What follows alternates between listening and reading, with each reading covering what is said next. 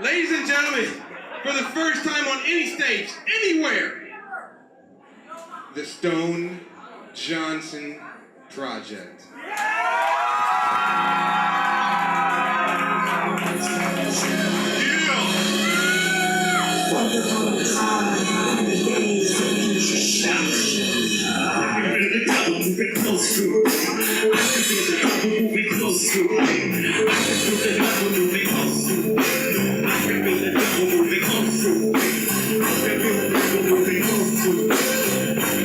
I grew up in a small town, very small town that I was actually born in, called Michigan City, Indiana. A little bitty city, right? My family was, church band type people, and I was one of those kids that irritated everybody, beating on walls until somebody got me some drums or got me a drum machine. So I've been doing music since I can remember. I always would write and do things and whatnot. And then I've been with Happy Mojo forever.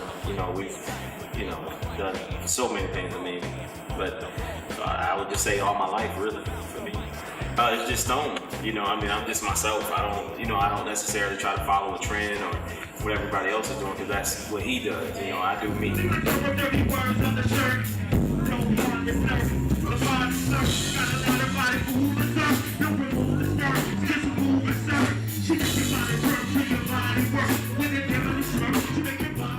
I don't like the idea of us, proudly talking about, killing people or anything of that nature. I think that's ridiculous. And so I just try to say whatever I'm feeling at that time. That's what I put out there, So I try to be sure people understand that, you don't have to be a thug, you don't have to be no killer, you don't have to be any of that. You can just be you.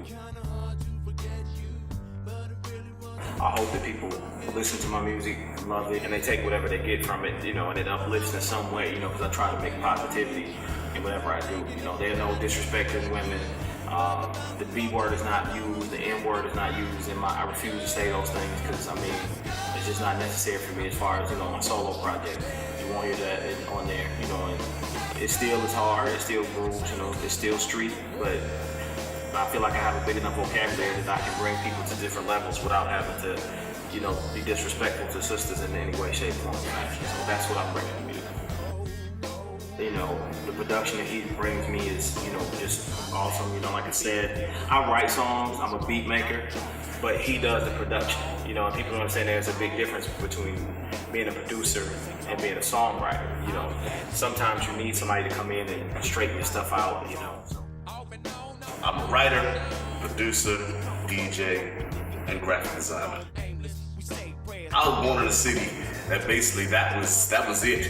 It's like they had some MCs, but their real focus was on the DJ and the music and the producing part. A lot of times, like I said, my music will be way out there, and he'll bring it back to where it's something that's okay for the regular ears, and not something that's way out there where people will be like, ooh, I don't get that. Sometimes people tend to go over people's heads. So yeah, it's at a certain level sometimes.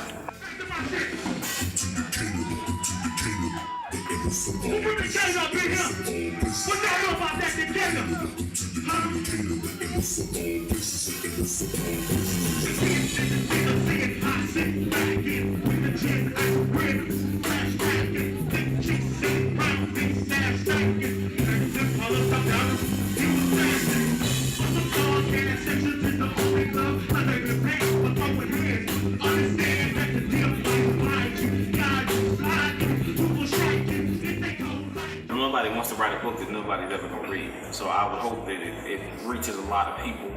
And I'd like to see us touring for a while, then the next one come out. One thing I don't want us to do is mixtapes. The mixtape thing is to me just overdone. But we just want to give you a good, consistent album every 8 months. Tour on it a little bit. Let the country see it. Let's get the record straight. Mixtapes came back out. It was out in the 90s. That's when they had tapes. Why are we calling them mixtapes now? There's CDs out there. There's MP3s. It should be mixed MP3s. You know what I'm saying? Something like that.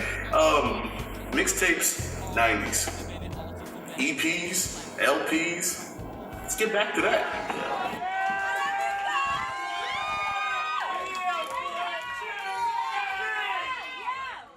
Ladies and gentlemen, give it up one more time for the StoneJonzon Project! hopefully we'll, you know, keep it moving and people want to keep seeing it. As long as people want to support it, we'll be out there. So, and I hope that it uplifts somebody. If it uplifts one person, then I did my job.